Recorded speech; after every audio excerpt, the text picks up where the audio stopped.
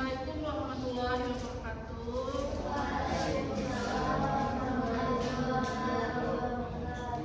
Selamat pagi rekan-rekan sekalian serta Bapak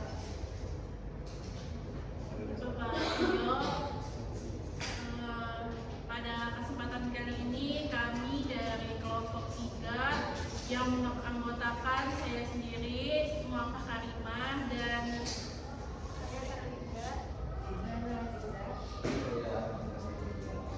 di sini kami ingin mempresentasikan materi makalah kami yang berjudul Pemasaran Relasi dalam Konteks Syariah untuk Membangun Hubungan yang Berkelanjutan.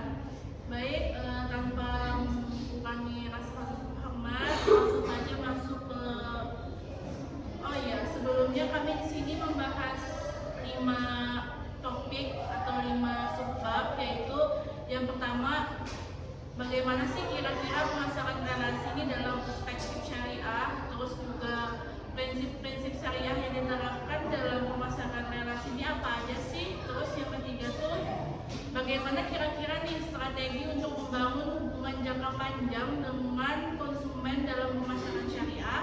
Lalu ada peran kepercayaan dan kejujuran dalam menciptakan hubungan yang berkelanjutan.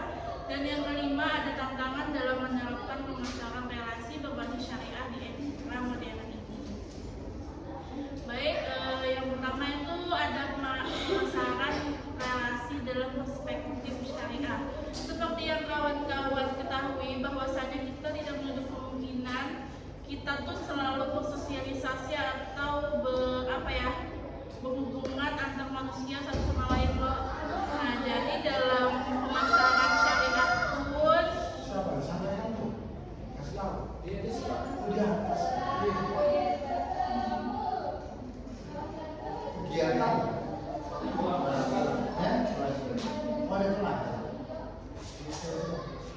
Oke, baik, kita lanjut walaupun agak sedikit kegaduhan. Jadi tadi seperti yang sudah saya jelaskan, bahwasanya relasi itu penting dalam kita berbisnis dan kita membangun sebuah hubungan antar relasi antar perusahaan A, perusahaan kita dan perusahaan yang lain.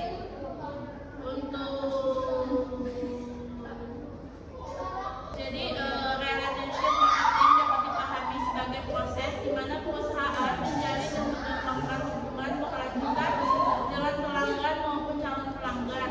Proses ini dilakukan melalui kerjasama untuk mencapai tujuan bersama.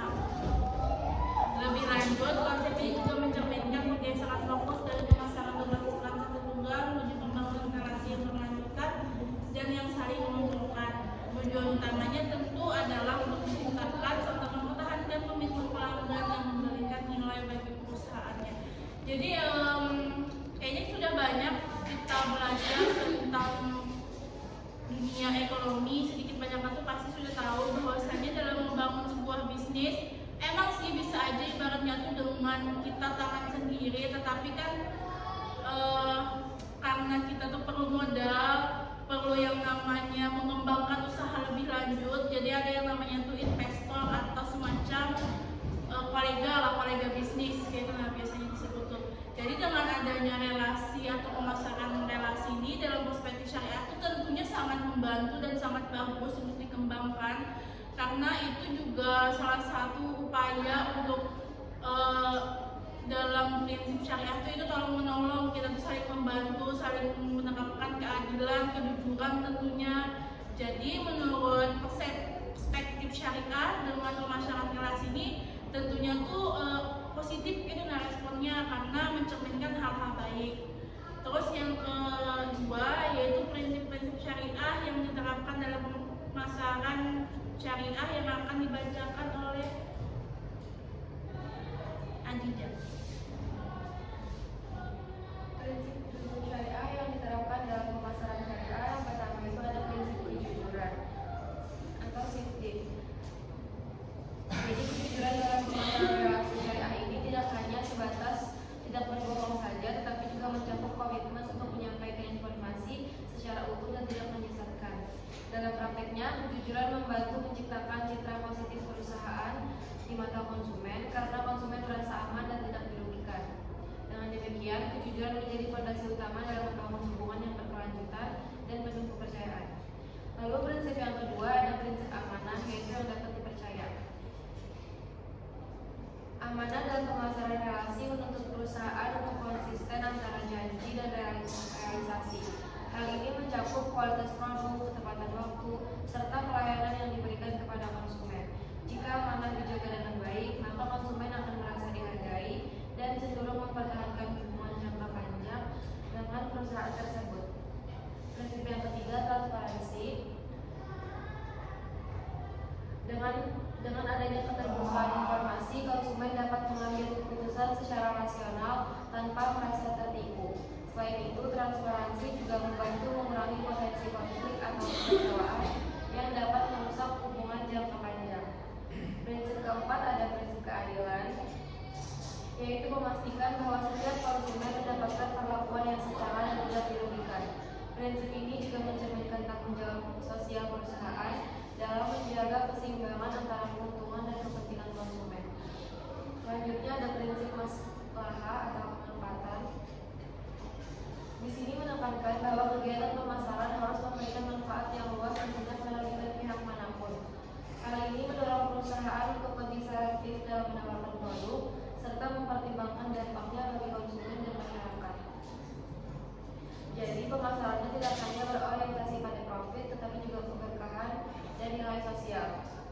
Prinsip selanjutnya ada prinsip yang menghindari unsur haram, termasuk riba, gharar, dan maisir. Penghindaran terhadap unsur haram tersebut dalam pemasaran menjadi bentuk kepatuhan terhadap syariat Islam sekaligus menjaga integritas bisnis. Selain itu juga untuk meningkatkan rasa aman bagi konsumen dalam berinteraksi dengan perusahaan. Prinsip yang terakhir yaitu prinsip orientasi hubungan jangka panjang. Orientasi hubungan jangka panjang dalam pemasaran syariah menekankan pentingnya membangun kedekatan emosional dan kepercayaan dengan konsumen. Perusahaan tidak hanya fokus pada transaksi sesaat, tetapi juga pada keberlanjutan hubungan melalui pelayanan yang konsisten dan komunikasi yang baik. Dengan demikian, konsumen akan menjadi lebih loyal dan berpotensi menjadi mitra jangka panjang. Selanjutnya bagian strategi akan dilanjutkan oleh Zakia. Selanjutnya ada strategi membangun hubungan jangka panjang dengan konsumen dalam pemasaran syariah. Membangun hubungan jangka panjang dengan konsumen merupakan kunci dalam prinsip marketing dalam perspektif syariah. Berbeda dengan pemasaran konvensional yang cenderung berfokus pada transaksi satu kali dan keuntungan jangka pendek. Pemasaran syariah menekankan terciptanya hubungan yang berkelanjutan, yang dilandasi oleh nilai-nilai Islam. Strategi yang diterapkan tidak hanya ditujukan untuk mempertahankan loyalitas pelanggan, tetapi juga untuk membangun kepercayaan konsumen serta keberkahan dalam setiap transaksi bisnis. Penerapan prinsip syariah. Berikut ada beberapa strategi yang bisa digunakan untuk membangun hubungan jangka panjang dengan konsumen. Yang pertama itu penerapan prinsip syariah dalam setiap interaksi pemasaran. Strategi paling fundamental dalam membangun hubungan jangka panjang adalah dengan secara konsisten menerapkan prinsip-prinsip syariah dalam seluruh aktivitas pemasaran. Prinsip-prinsip seperti kejujuran, amanah, transparansi, keadilan, dan kebermanfaatan harus menjadi landasan utama dalam berinteraksi dengan konsumen. Komunikasi bisnis yang sesuai syariah terbukti tidak hanya meningkatkan kepercayaan dan loyalitas konsumen, tapi juga mendukung keberlanjutan pasar dalam jangka panjang. Kemudian yang kedua itu ada meningkatkan kualitas pelayanan yang personal dan berbasis nilai dalam pemasaran syariah. Dalam pemasaran syariah, pelayanan tidak hanya dinilai dari segi kecepatan dan kemudahan, tapi juga dari sikap ramah, santun, serta penuh. Perusahaan perlu memperlakukan konsumen sebagai mitra, bukan sekedar pemilik transaksi. Pendekatan pelayanan yang personal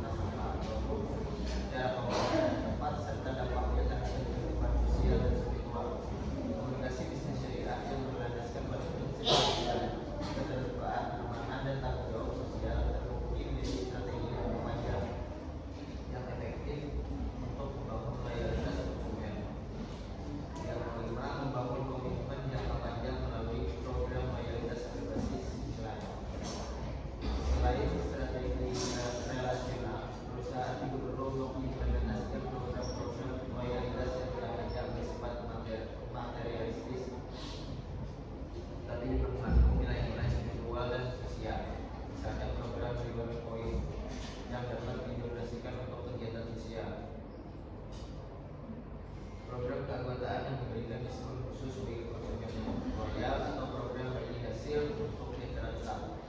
Hal ini sejalan dengan temuan bahwa loyalitas pelanggan di bank syariah terbangun karena adanya kepercayaan terhadap layanan, dan kepercayaan tersebut terbentuk dari kepuasan terhadap layanan yang diberikan meskipun kepuasan tidak secara langsung signifikan mempengaruhi loyalitas serta peran kepercayaan. Dengan kata lain, program loyalitas harus dirancang sedemikian rupa untuk terus memperkuat kepercayaan, bukan hanya memberikan insentif finansial. Dan yang keenam itu penguatan diferensiasi produk halal sebagai daya tarik utama. Salah satu strategi utama dalam pemasaran syariah untuk membangun hubungan jangka panjang adalah dengan memastikan produk yang ditawarkan benar-benar halal dan thayyib atau baik. Sertifikasi halal dari lembaga resmi menjadi bukti kredibilitas yang sangat dihargai oleh konsumen muslim. Produk yang jelas status kehalalannya akan menciptakan rasa aman dan ketenangan batin bagi konsumen. Penelitian tentang pasar tradisional Islam mengungkapkan bahwa dengan menggunakan teknik membangun hubungan, relationship building, dan strategi pemasaran pengalaman, experiential marketing, bisnis dapat membangun hubungan yang langgeng dan bermakna dengan pelanggan. Dengan memiliki diferensiasi produk halal yang jelas, perusahaan dapat menciptakan nilai tambah yang sulit ditiru oleh pesaing konvensional, sekaligus memperkuat ikatan emosional dengan konsumen yang sangat peduli pada aspek spiritual. Dan yang ketujuh itu pemanfaatan teknologi digital secara bertanggung jawab. Biar modern teknologi digital menjadi sarana yang tidak terelakkan untuk menjangkau konsumen. Dalam konteks syariah, penggunaan media sosial dan platform digital bukan bertanggung jawab. Perusahaan harus memberi konten provokatif serta penggunaan data pribadi yang melanggar privasi. Sebaliknya, perusahaan dapat memanfaatkan media sosial yang berbagi konten untuk berbagi konten edukasi tentang keislaman, customer testimonial, serta interaksi responsif. Strategi pemasaran media sosial yang sesuai dengan prinsip syariah ditandai dengan transparansi, kejujuran, dan keadilan dalam komunikasi. Pemasaran dapat menciptakan kepercayaan pelanggan serta membangun hubungan emosional dengan pelanggan. Selain itu, strategi pemasaran digital berbasis syariah tidak hanya meningkatkan kredibilitas dan citra UMKM halal, tetapi juga mendorong loyalitas konsumen serta keberlangsungan usaha. Dengan demikian, digitalisasi dapat menjadi alat yang powerful jika dijalankan sesuai etika Islam. Dan yang terakhir itu ada sintesis strategi berdasarkan bukti empiris terkini. Berdasarkan berbagai penelitian empiris yang telah dikemukakan, dapat disusun sintesis strategi pemasaran relasi syariah yang efektif untuk hubungan jangka panjang harus mengintegrasikan 3 pilar utama, yaitu nilai kejujuran, keadilan, amanah.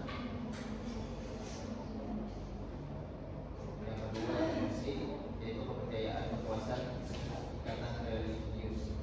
Dan yang terakhir itu ada tindakan, yaitu komunikasi transparan, pelayanan responsif, dan program loyalitas.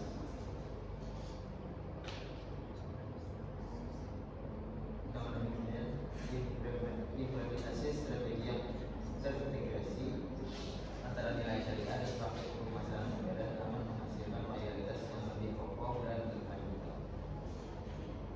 Oke, selanjutnya itu ada peran kepercayaan dan kejujuran dalam menciptakan hubungan yang berkelanjutan.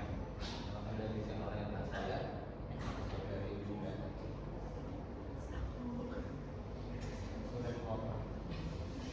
Baik, dilanjutkan peran kepercayaan dan kejujuran dalam menciptakan hubungan yang berkelanjutan. Sebenarnya dari judulnya aja sudah kita tahu bahwasanya kepercayaan seseorang dan kejujuran kita terhadap seseorang itu tuh sangat berpengaruh dalam menciptakan hubungan yang berkelanjutan. Karena sekali saja kita berbohong atau sekali saja kita akan jujur ke orang lain, pasti orang tuh next time-nya bakalan kayak curiga, jadi dusta kah, ada itu ya kan sih. Nah, ya betul, hilang respect. Itulah yang membuat kayak ya awalnya kita tuh 100% percaya, tiba-tiba karena dia membuat satu aja atau kebohongan yang ibaratnya tuh kebohongan kecil, cuman karena kita tahu nih dia pernah berbohong, jadi kita tuh ragu untuk percaya lagi terhadap dia. Apalagi kan dalam membangun sebuah bisnis tuh harus transparansi dan saling terbuka loh. Karena kalau hanya satu aja tuh nah yang ibaratnya tuh kali jujur itu tuh berakibat fatal bagi keduanya atau beberapa belah pihak. Jadi dalam pemasaran relasi berbasis syariah, hubungan antar pelaku usaha dan konsumen tidak hanya dilihat sebagai transaksi jual beli semata, namun sebagai hubungan jangka panjang yang dibangun atas dasar nilai-nilai moral etika Islam. Seperti yang aku jelaskan tadi, dalam sebuah transaksi atau dalam sebuah relasi bisnis, kepercayaan serta kejujuran itu saling berkaitan satu sama lain. Makanya dengan adanya kepercayaan atau trust dan kejujuran atau honesty itu tuh semacam fondasi lah untuk membangun sebuah usaha jadi lebih berkembang dan membuat relasi kita atau kolega kita tuh ngerasa percaya terhadap apa yang kita jalankan gitu. Nah, jadi untuk yang pekan apa sajanya tuh kepercayaan sebagai fondasi hubungan jangka panjang. Nah, juga aku tadi yang seperti yang aku bilang, karena kepercayaan itu kunci utama dalam hal apapun. Karena kalau orang sudah ada percaya dengan kita, itu tuh bakalan sulit gitu nah kita membangun sebuah, jangankan membangun sebuah bisnis ibaratnya berpacaran aja itu nah bakalan susah percaya. Jadi jujurkah pada. Terus yang kedua, kejujuran sebagai dasar terbentuknya kepercayaan. Tentu kejujuran itu dengan kita berkata jujur, dengan kita bersifat jujur apa adanya dan sesuai dengan kenyataannya, orang tuh bakalan lebih percaya kepada kita.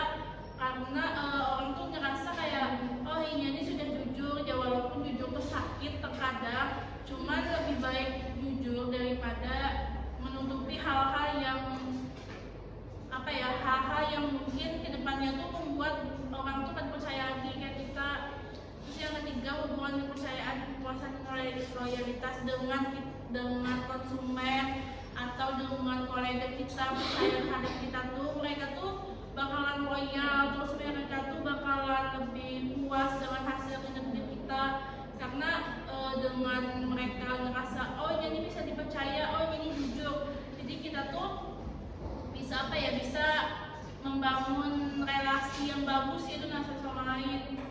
Terus juga perspektif syariat tentang amanah dan tanggung jawab, karenanya tadi bisa dipercaya dan kejujurannya itu bisa dipastikan, jadinya itu bisa diberikan amanah lah, diberikan tanggung jawab dalam mengelola usaha maupun dalam mengelola suatu hubungan atau relasi. Terus implementasi dalam praktik nyata serta dampak jangka panjang terhadap keberlanjutan bisnis. Misalkan kayak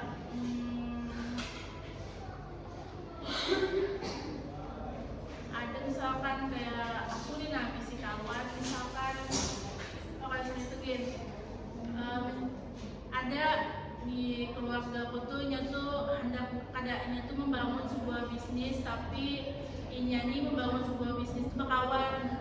Jadi karena Inyani sudah berkawan lama, terus duanya tuh tahu lah kan nasib satu sama lain, Inyani tuh juga jujur, ibaratnya tuh ya walaupun pasti ada buruknya juga, cuman mereka tuh sudah tahu tuh nasib masing-masing. Jadi dalam praktik nyatanya mereka tuh membangun bisnis itu berjalan dengan lancar, alhamdulillah sampai sekarang, dan dampaknya tuh juga bagus itu. Nah, mereka kan bisa menghasilkan uang, terus juga perusahaan yang mereka bangun, relasi yang mereka bangun itu bisa lebih berkembang dari sebelumnya. Nah, mungkin itu untuk peran kepercayaan. Akan dilanjutkan dengan tantangan apa sih yang kiranya ada dalam menerapkan pemasaran relasi ini. Yang akan bacakan oleh Dinda. Tantangan dalam menerapkan pemasaran relasi berbasis syariah dalam negara. Bentar, saya sedikit menjelaskan. Strategi membangun hubungan jangka panjang dengan konsumen dalam pemasaran syariah. Ya, yang pertama adalah prinsip syariah interaksi pemasaran. Ini kan seperti tadi ya, kejujuran sama. Kemudian ada yang B, ini adalah meningkatkan kualitas pelayanan. Indikator kualitas pelayanan itu ada berapa? Ada yang tahu? beliau tadi mengatakan bahwa pentingnya menjaga layanan ya, kualitas supaya orang tua akan kembali lagi. Anda tahu nggak indikator kualitas pelayanan? Ada berapa? 5. Kan, ya sebutkan. Apa? Reliability, Ya, kemudian responsiveness, betul. assurance, Ya, empathy, ya. Reliability apa? Jelaskan. Reliability apa? keandalan, Keandalan. Nah, di sini keandalan itu bisa dari sisi produknya, bisa dari sisi pelayanan yang handal. Ya, produknya itu dia istilahnya memiliki karakter yang kuat. Nah, kemudian apa lagi selain reliability? Apa lagi? tanggap, responsif, Responsif. Ya, tanggap itu otomatis dari kalian. Karena sebenarnya ada proses pelayanan itu ada yang mengatakan yang teori terbaru itu mengatakan ada 7 indikator. Cuma sering digunakan orang itu menggunakan 5 indikator. Kalian menerapkan 5 indikator itu udah bagus. Tangible ya, yang kedua apa tangible? Apa tadi? 2 tangible. 2 responsif, Responsif. 3 Yang pertama tadi apa? Reliability. Yang kedua adalah responsif. Ya, responsif. Artinya respon cepat dalam melakukan pelayanan. Terutama kalau kalian bisnis digital. Digital itu saya paling jengkel apabila bisnis digital membalas WA itu lama sekali. Ya, itu jengkel sekali. Jawabanku ini nggak ada pahayu kan? Ada kan? Saya itu jujur aja ya, saya sama aja dulu mau tidak mau kalau ada pesan itu harus segera saya balas. Karena apa ya? Kita nggak tatap muka, ya kan? Orang tuh nggak tahu produk kita secara langsung, dia tahu secara digital. Mau tidak mau kalian harus balas. Cara menyampaikan bagaimana? Mau tidak mau harus balas. Karena dia tidak punya produk kita. Walaupun di jalan pun saya seperti pokoknya harus balas dulu. Kalau nggak kamu balas, mereka bisa pindah ke yang lain. Jangan sejam aja lah. Lama dia cari yang lain. Pokoknya dalam usaha itu jangan dibiarkan. Ya usahakan kalau kalian online mau nggak mau harus lain. Ya harus cepat. Apa yang ketiga apa nih? Oh, yang ketiga nah, assurance. Nah, itu jadi memang harus cepat. Semuanya itu karena digital. Bagaimana kalian harus meyakinkan para pelanggan? Ya, kalau yang nggak cepat ya. Jadi ada istilah jika ini salah ya, lebih cepat lebih baik. Itu saya terapkan. Cepat lebih baik. Walaupun salah nggak apa-apa, tapi cepat. Orang tidak menunggu. Nah, walaupun salah sedikit, oke lah kita perbaikikan. Karena dalam hal bisnis, semua bisa terjadi karena proses. Nah, oke lah ini juga terpenting apa? Empati. Dalam hal ini teorinya coba bacakan. Dalam teorinya. Bacakan. Nah, teorinya bacakan. Nah. Rasa peduli dan perhatian pribadi yang diberikan kepada pelanggan. Nah, rasa peduli dan perhatian yang diberikan kepada pelanggan. Jadi kalau misalkan usahawan mau dia mau dia tanya saya hello. Nah, ada strategi istilahnya begini. Kadang kalian nggak harus pikir ya. Relasi kalian tuh di WA itu kan punya utang banyak ya. Ini anggap aja kalian jual rumah. Kalian lihat story orang. Ya, sebenarnya oke anggap aja konsumen itu pernah beli atau pernah menggunakan jasa kamu, gitu ya. Kemudian tidak lagi, gitu ya. Ya, anggap aja itu sudah lama. Kalian harus tetap menjaga hubungan baik. Bagaimana caranya?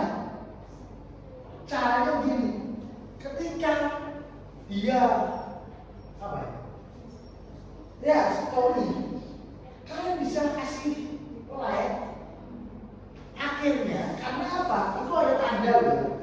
Ketika siapa yang kan dia di atas ya, ya kan?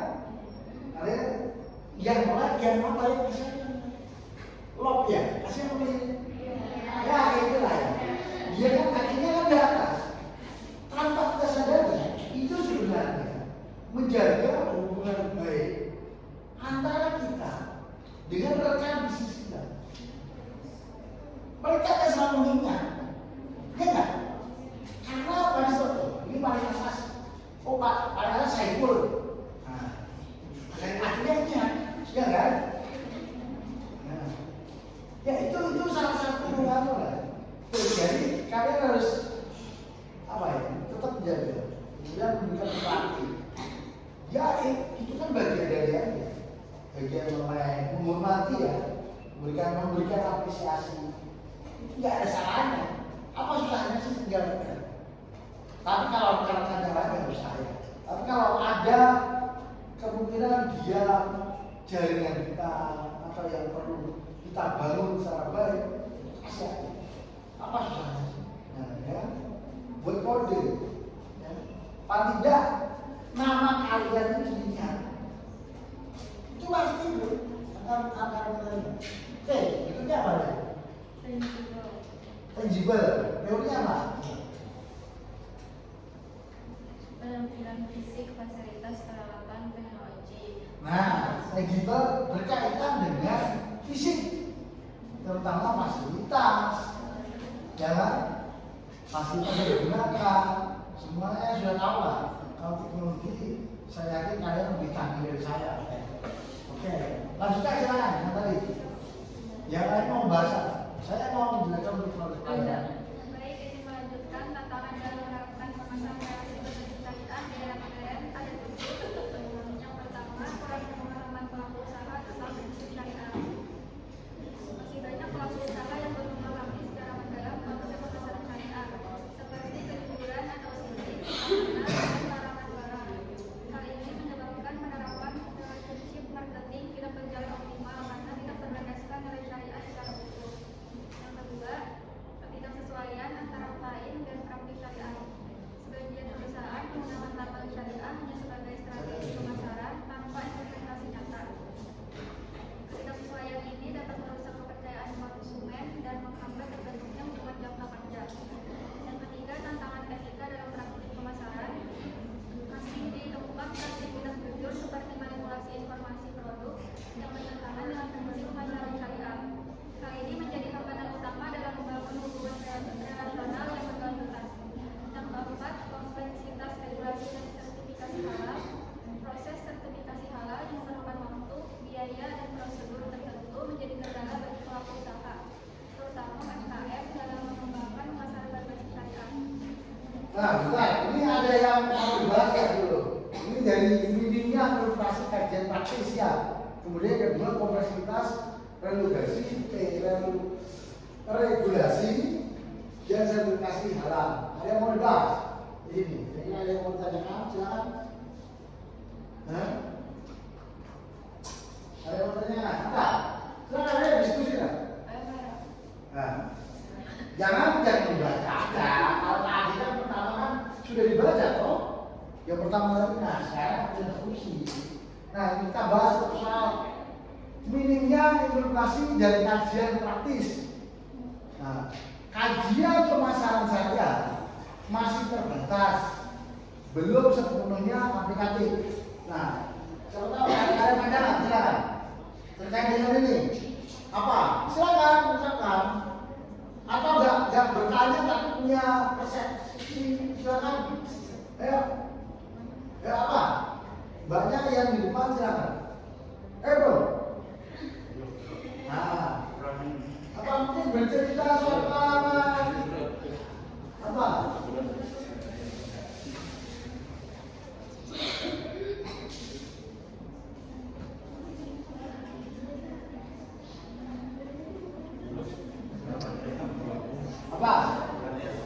kajian praktis. Apa kira-kira? Ayo. Nah, terus tadi. Silakan. Ya.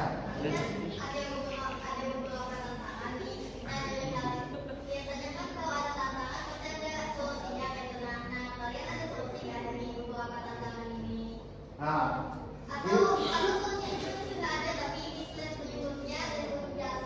oke, jadi kan tantangannya ada 7, ya kan? Nah, kira-kira dari ke-7 ini mungkin salah satu atau 2 solusinya kira-kira ada. Nah, dari sini boleh jawab. Oh, silakan. Karena sebenarnya ini nih slide-nya tuh dari sebelah sini dulu yang dibacakan, untuk yang minimnya itu sebenarnya itu tantangan terakhir. Jadi yang pertama itu dulu lah, yang kurangnya pemahaman pelaku usaha tentang prinsip syariah. Kebetulan aku ada semalam tuh ada mata kuliah statistika. Aku terjun langsung ke lapangan, khususnya itu 300 foot square, dan mereka aku kan ngisi kuesioner loh, dan otomatis mereka kebanyakan yang ngisi kuesioner tentang pemahaman halal tuh mereka tuh sudah paham, ibaratnya tuh secara umumnya tuh sudah tahu mereka tentang pemahaman halal atau ibaratnya tuh tentang pemahaman prinsip syariahnya. Jadi kalau untuk dari sini nih mungkin dengan adanya edukasi mungkin dari pemerintah atau instansi terkait tentang tentang bagaimana pemahaman pelaku usaha ini lebih diterapkan gitu, nah supaya berlandaskan prinsip syariah, itu yang pertama. Terus yang kedua itu di mana?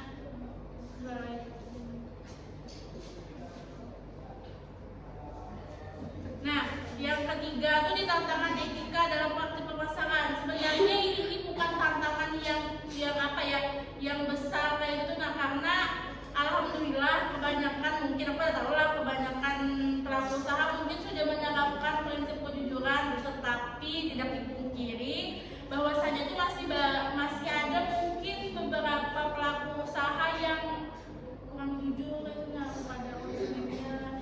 Jadi untuk menghindari ini mungkin dengan cara sebenarnya itu kembali ke pribadi masing-masing lah tentang ya sebenarnya gini, oke. Mbaknya tadi melakukan riset ya. Nah, riset bahwa masyarakat rata-rata itu memahami, gitu ya.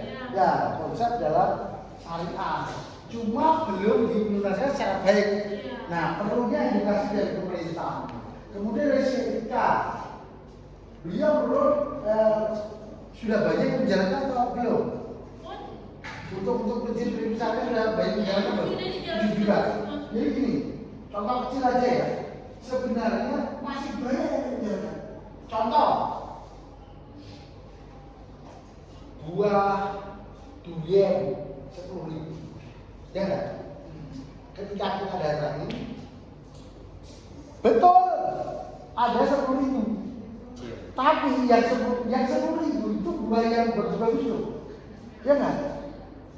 Ya nggak? Itu sering terjadi loh. Ya itu jengkelnya berapa loh?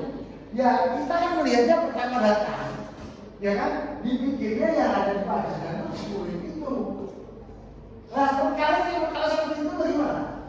Itu sesuai dengan kesukaan atau enggak? Nah, ya dia manipulatif ya. Manipulatif. Tapi dalam hal marketing sebenarnya apa ya? Itu bagian strategi sih ya. Strategi. Cuma ya pasti dibandingkan positif, dampak negatifnya lebih banyak. Kreatif orang kecil. Kemudian apalagi tempat wisata itu tuh seringkali tuh harga itu nggak ditulis tuh, ya nggak? Tempat wisata, terminal biasanya karena mereka atau jalan-jalan provinsi, karena dia melihat oh itu jauh, ya nggak? Nah kalau seperti itu, lalu ketika kita beli harga itu berkali-kali itu pasti tuh. Makanya saya harusnya memang ideal betul kata Bang, harus ada dari pemerintah daerah ya. Karena memang kuncinya yang punya kekuasaan penuh itu pemerintah daerah. Harusnya mengatur memang. Kalau wisata tuh, wisata pengen maju ya untuk UMKM-nya itu harus diatur, terutama dari harganya ya. Karena harus ada coba logikanya. Kadang itu saya mau tidak mau lebih baik beli domba ya daripada apa ya yang di pinggir jalan harganya ketika kita datang ternyata harganya berbeda jauh, nggak sesuai.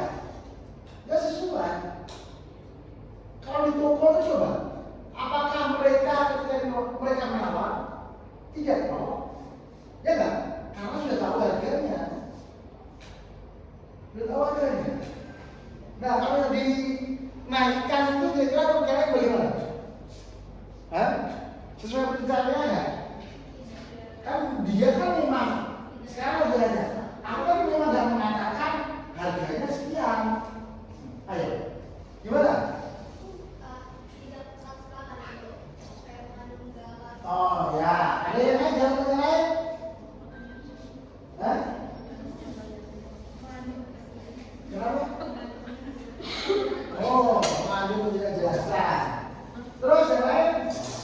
Ayo. Bro. Nah, sesuai tadi ya, tidak transparan, ya kan? Tidak jelas, ya kan? Harganya berapa? Padahal coba kalian menjalankan misalnya semua lancar, ya kan? Orang nggak dikecewakan. Apa susahnya sih? Tinggal ditaruh. Kalau memang harganya tinggi ya tinggi aja gitu.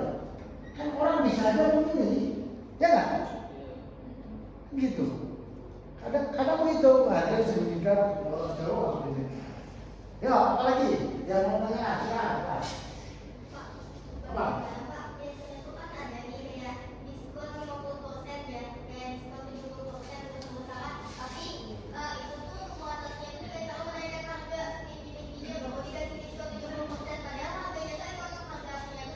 Oh ya, nah sekarang kalau dalam syariah bagaimana coba? Nah, kalau dalam syariah bagaimana? Hah? Kalau dalam dalam pemasaran itu legal. Kalau dalam pemasarannya, secara karena pemasaran itu adalah kan dia ada strategi. Yang pertama, strategi pemasaran salah satunya adalah kamu bisa pakai marketplace, namanya ada price itu distribusi. Price itu harga. Nah, price itu harga. Salah satunya harga yang seperti dia terangkan tadi. Harga itu sudah dinaikkan, kemudian dikasih itu memang strategi.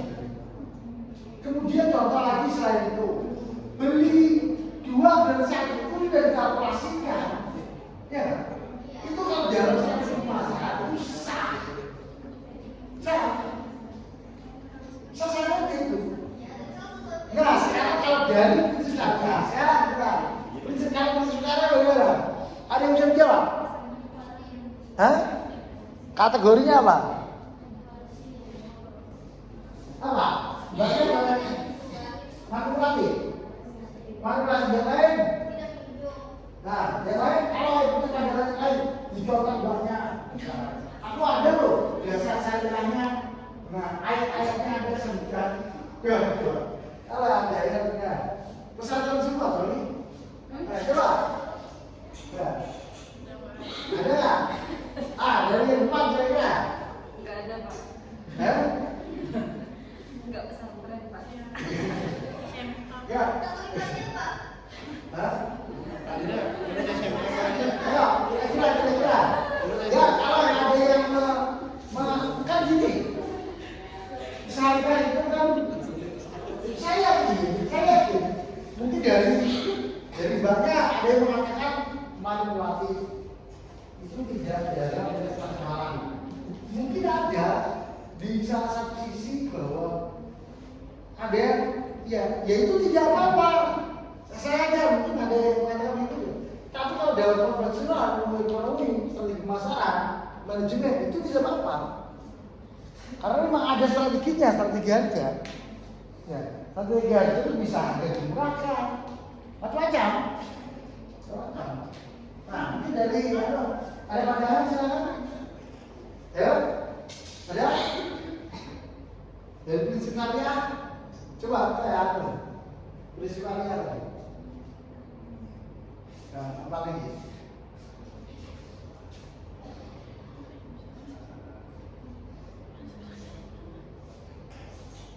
Apa? Dari situ ada nggak?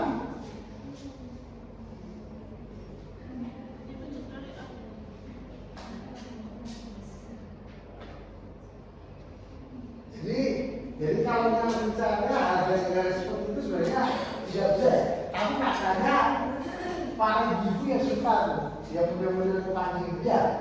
Kalau apa disebutnya banyak, padahal dia nggak tahu. Harga itu dari A, ya kan? Ya. Dia juga beban juga, gitu. Pasti dia suka kan? Nah, bisa juga nggak cuma itu, tapi bisa juga karena sudah lama. Ya kan, modelnya apa lalu diturunkan sebenarnya besar-besar. Akhirnya dia juga profit juga karena ketika dulu anggap aja harga dolar lebih rendah ya, misalkan yang kuat harga itu lebih murah gitu. Nah, kemudian beberapa tahun kemudian dijual dan keuntungan banyak juga. Saya yakin para bisnis walaupun dia menggunakan harga, dia langsung mau gitu. Kebeli modal pun nggak berat. Saya pasti naik dinaikkan tak berapa persen pak. Ada lagi tanya yang mau dibahas, ayo silakan. Masih panjang ini loh. Nah, ya, ayo. Atau saya tunjuk aja. Ya, silakan. Gak tanya nggak apa-apa, kasih pandangan sedikit, bebas. Silakan. Mengenai kata tadi kan salah satunya adalah kebaikan mengenai teknologi digital. Ya. Digital teknologi itu. Aku ada tidak membahas tentang manipulatif kemasan digital dan cenderung manipulatif. Nah, aku kurang paham sih ini apakah manipulatif atau tidak. Tapi biasanya kan sekarang tuh di TikTok, iklan Shopee itu kalau yang di swipe itu langsung Shopee. iya langsung ke Shopee-nya. Digesek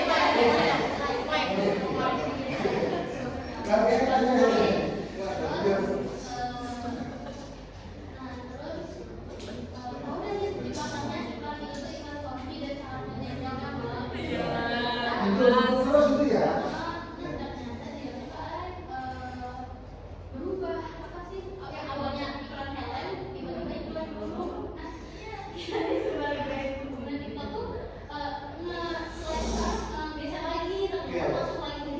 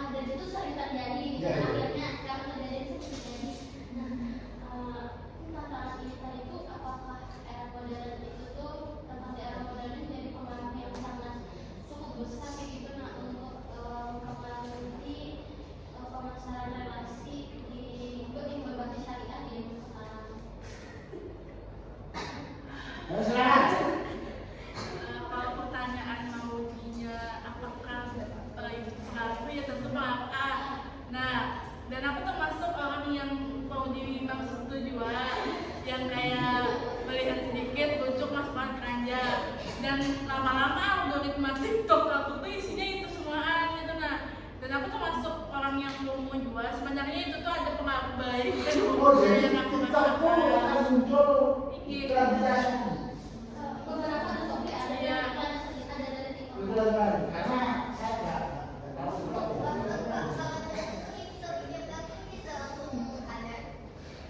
Kenapa?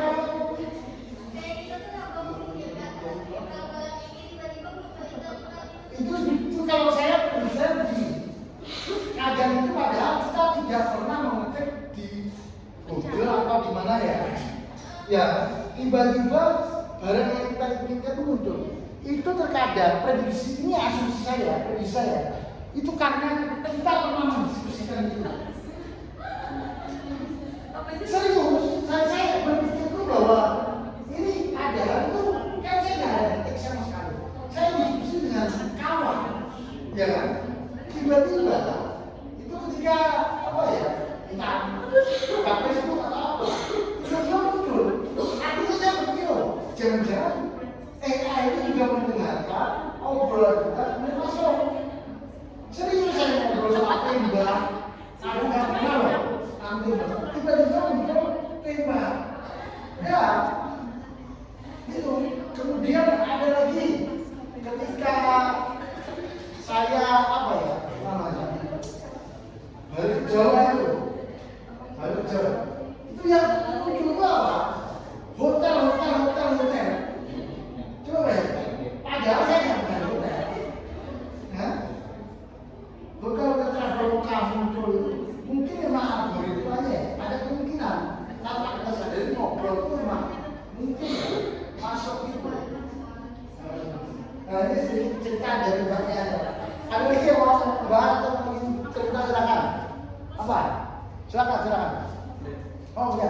Menanggapi yang mengenai asosiasi yang apa namanya misalnya diskusi itu kedengaran aplikasinya, setahu gue memang ada beberapa aplikasi yang merekam suara daripada kita. Oh, ada. Jadi soalnya ada pernah gue melihat apa namanya, ini buat ini ada pernah apa namanya searching sesuatu tapi tiba-tiba dia atau di Facebook kan rasanya Muncul.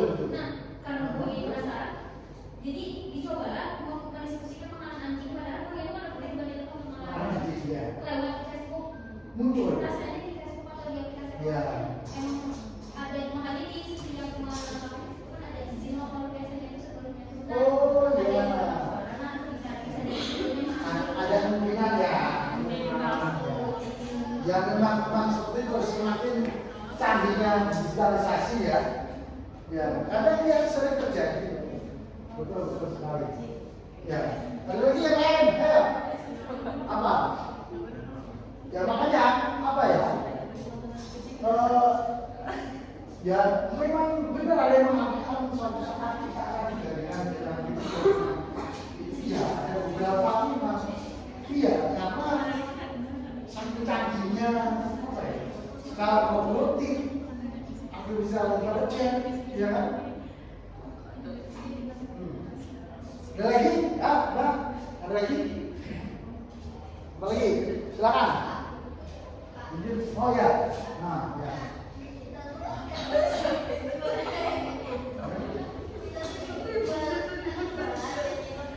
Iya kan jualan.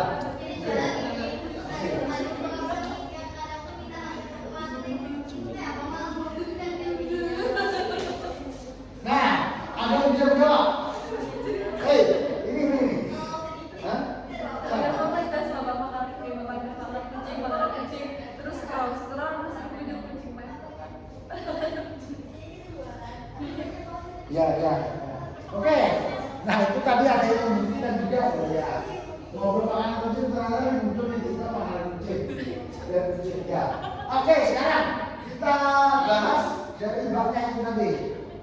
Bagaimana atau mungkin ada apa ya solusi atau tanggapannya mungkin pandangannya ketika kita punya usaha kemudian kawannya minta harga kawan lah istilahnya ya itu sering terjadi saya bisa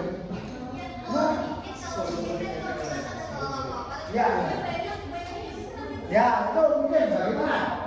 Ada yang tanya? Kira-kira?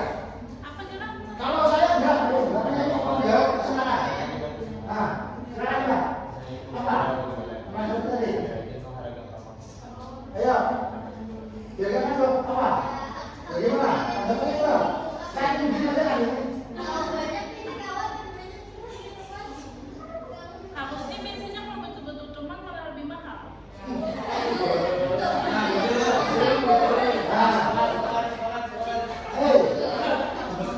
Ada orang mengatakan harga kawan harusnya lebih mahal. Supaya kalau yang lain bagaimana? Mungkin ada pandangan yang lain, silakan. Ayo, sini. Apa?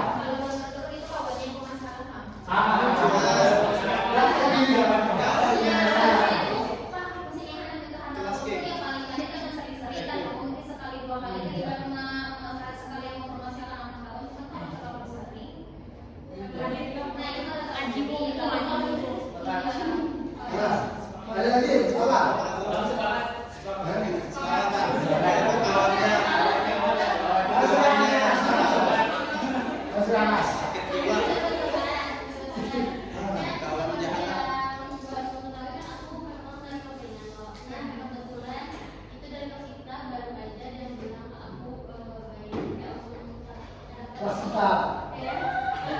Siapa?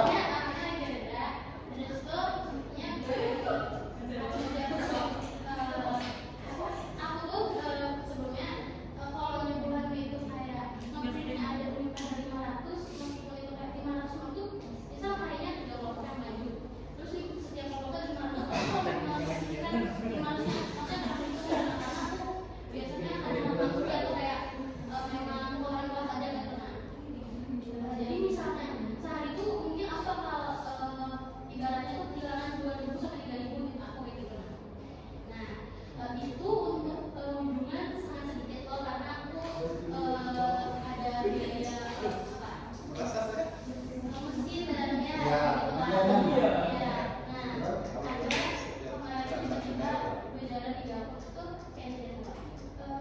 Itu harganya jadi loh. Terus tuh jam 2 ada yang salah, itu lah, salah karena aku selalu kayak mau tahu aku mau itu supaya uang bisa berbagi ke kawannya. Terus tuh apa yang salah lari kemana jadinya terus aku kayak sedangkan soal film kan selalu chat itu tuh apa ya kayak ada teman loh nah maksud aku ada film tuh gitu kan kalau misalnya ada di luar sana tuh mesti satu gitu lah supaya bukan nyari alasan kenapa ada mau aku 500 gitu. Terus aku itu kalau kayak salah aku kayak masalah kayak itu, nah aku sedangkan itu ketika udah kayak perlombaan berapa harganya atau semuanya berapa kayak gitu, nah jadi aku kayak orang kayak gitu memang aku memang itu anak awal kan kadang ternyata memang kayak Memang ada loh.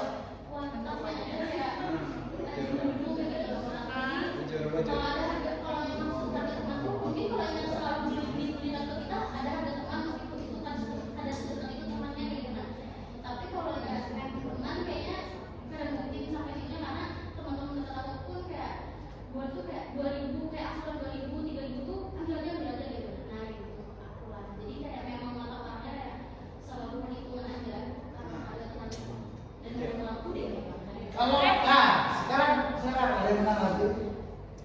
Mungkin ada punya atau silakan mau bercerita. Atau saya kasih yang nah memang faktanya itu memang ya seperti yang saya cuma pada intinya itu sebenarnya kembali ke masing-masing dia. Karena gini, aku mencoba, oke, anggap aja yang dia sampaikan itu adalah sisi kiri ya. Aku juga bisa juga menyampaikan masa itu harus imbang, jangan kita lihat dari sisi, tapi harus sekarang. Memang ada faktanya, memang orang itu pengennya apa ya? Dia sedikit perhitungan, dia akan memperhitungkan itu, kemudian ada juga teman saya itu begini, prinsip dia beli itu harus bisa ditawar. Pokoknya kalau dia nggak mau menurunkan harganya, dia lebih baik yang lain. Memang benar ada karakter seperti itu. Makanya mau beli apapun, pokoknya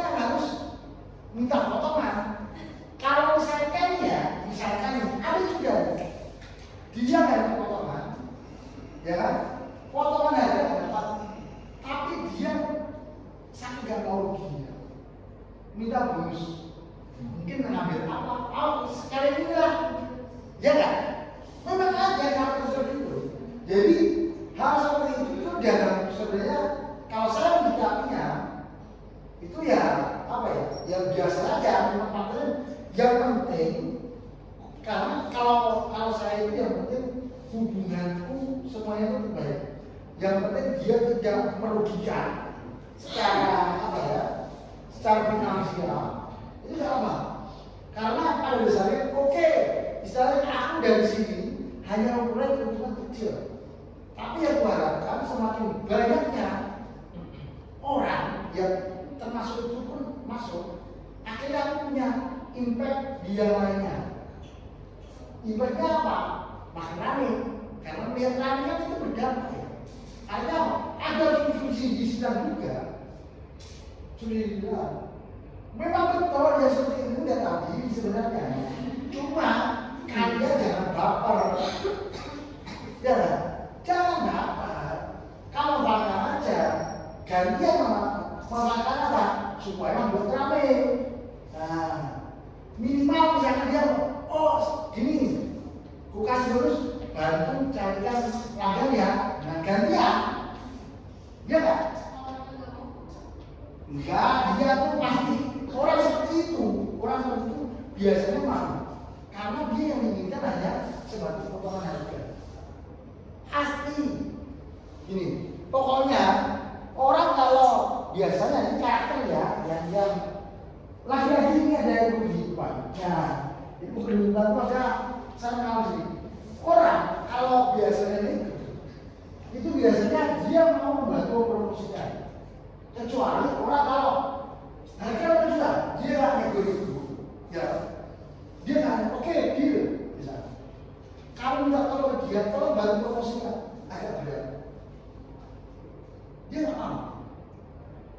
Biasanya seperti itu. Tapi kalau dia nego, misalnya harganya sudah 4 ya 47 berapa, sedikit aja. Itu biasanya mau dan oke, saya kurangi, tapi saya kata kamu bawa lagi satu orang ya, nanti dapat saya kurangi. Bisa juga seperti itu. Jadi banyak apa strategi. Ya, intinya pokoknya jangan lapar lah. Ya, jangan lapar. Pokoknya kamu dia punya strategi, kamu juga punya strategi gitu loh. Jadi sama-sama. Gitu. Oke, ada lagi yang mau diceritakan aja. Ayo, yang belakang, belakangnya, yang muncul belakang ini, bang, belakangnya tadi paling dulu belakang. Saya datang jam berapa? 8:15. Nah, jangan kalau mau bercerita malam. Ya, yang lain, ya, nih. Pak, ini mau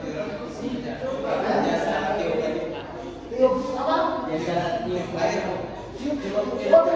Ya, paling menguntungkan. Ya kan? Bagaimana? Iya. Kasih Pak, Gus juga. Gus ya?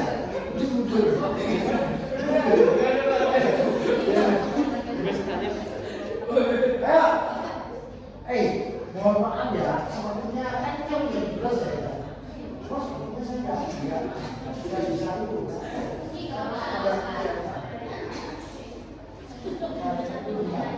Ayo silakan, ayo mau apa? Diskusi tanya atau apa? Atau mau berbagi cerita lah, berbagi pengalaman. Jadi membuka sama informasi. Apa lagi? Yuk, silakan. Saya berangkat dulu lah, sebelum nanti. Itu ya. Baik,